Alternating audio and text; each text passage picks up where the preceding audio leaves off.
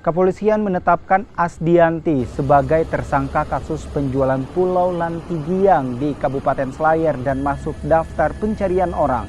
Keputusan ini dikeluarkan lantaran Asdianti telah 2 kali mangkir dari pemanggilan penyidik Polda Sulawesi Selatan. Tersangka diketahui tengah berada di Dubai sejak Maret lalu.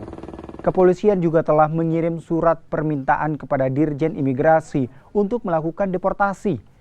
Penetapan Asdianti sebagai tersangka lantaran diduga ikut serta dalam memalsukan akta kepemilikan lahan Pulau Lantigiang Kepulauan Selayar.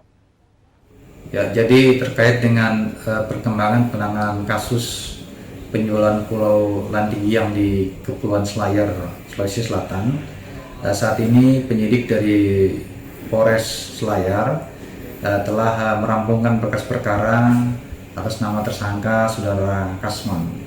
Adapun untuk kepala desa Saudara Abdullah maupun Ibu Asdianti sebagai pembeli pulau saat ini masih berlangsung, artinya berkas Saudara Abdullah yang merupakan kepala desa saat ini sudah dikirimkan ke kejaksaan. Kita tinggal menunggu hasil daripada pemeriksaan jaksa.